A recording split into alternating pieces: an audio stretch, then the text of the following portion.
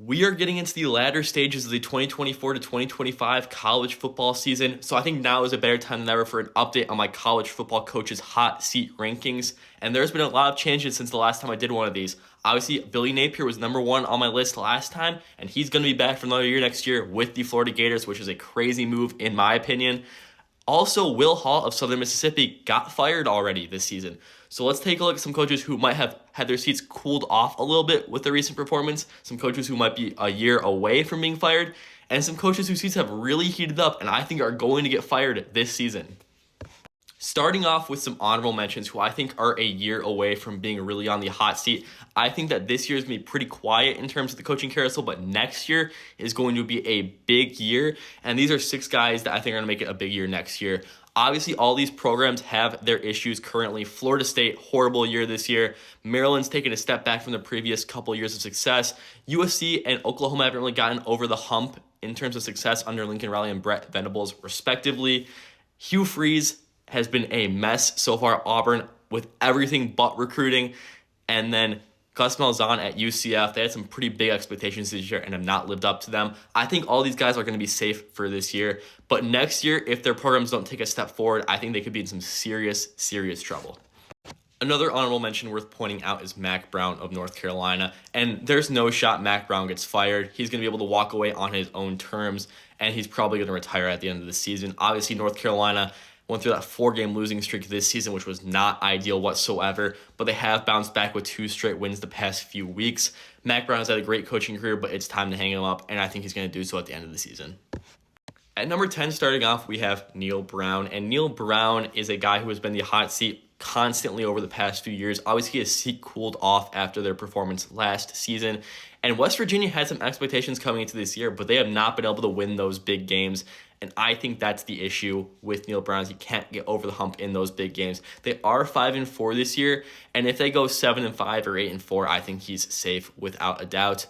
But if they drop a couple games here and aren't bowl eligible, or even are 6-6, I think he could be in some actual trouble. Keep an eye out for Neil Brown. I don't think he's on the hottest of seats yet, but his seat is heating up once again. At number 9 is Kevin Wilson of Tulsa, and this is a second-year head coach at Tulsa, obviously the former Indiana Hoosiers head coach in the 2010s.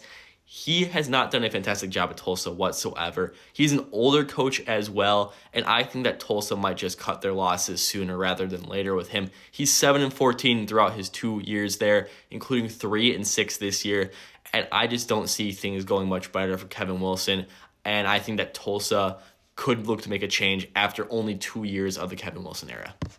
At number 8, we have Dave Aranda of Baylor, and Aranda's seat has cooled off considerably since the last time I made one of these videos. He was number 2 on my initial list, and Baylor has looked a lot better over the second half of the season so far. They are 5-4 this year currently, and he is 28-29 in his tenure in total. Obviously, he has that one winning season that was really good, but outside of that, hasn't accomplished too much. If Baylor gets to a bowl game, he will be safe. But if they struggle over these last couple of games, he could be in some trouble once again. I think Baylor was ready to make a change, but this winning streak is going to kind of force their hand to keep him for another year. So we'll see what happens with Dave Aranda. But as of right now, he's okay. There is a path, though, to him getting fired. At number 7 is Sam Pitman of Arkansas, and he was on my initial list as well, coming in at number 10 off that big win against Tennessee the week prior.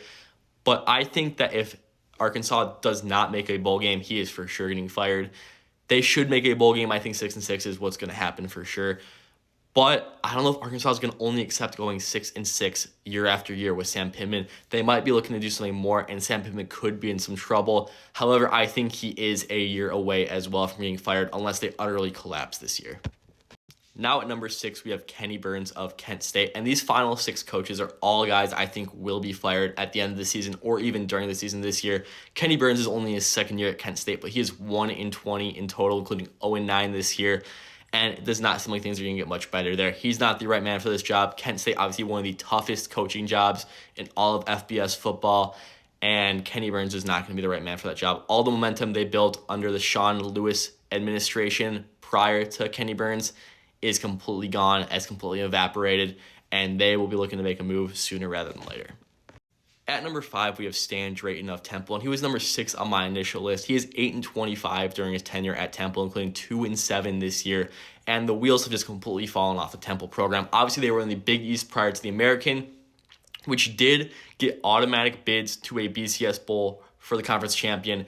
And what a fall it has been from Temple, going from a conference like that, they got automatic qualifying bid, to being the doormat of the American Conference.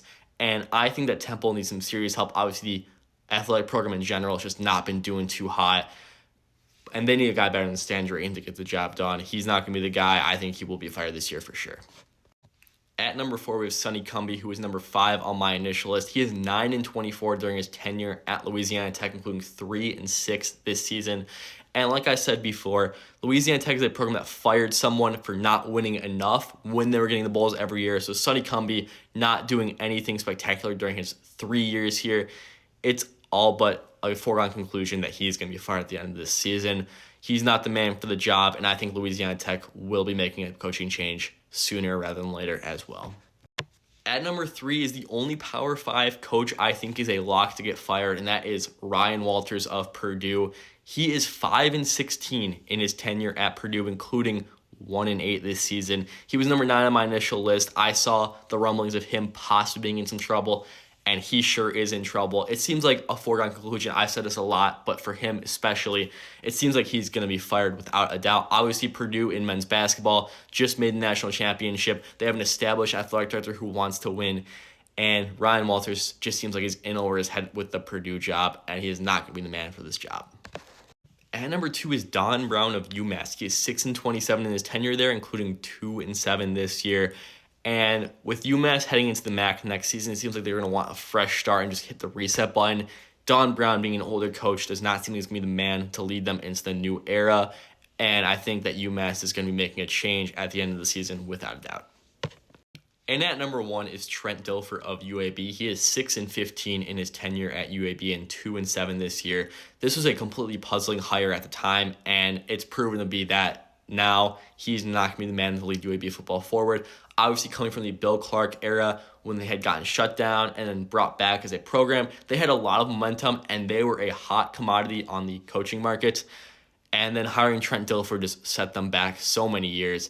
I think he's going to get fired without a doubt at the end of this season. The only thing that has a shot to keep him there is his name recognition, but that's not going to be enough to save his job at UAB.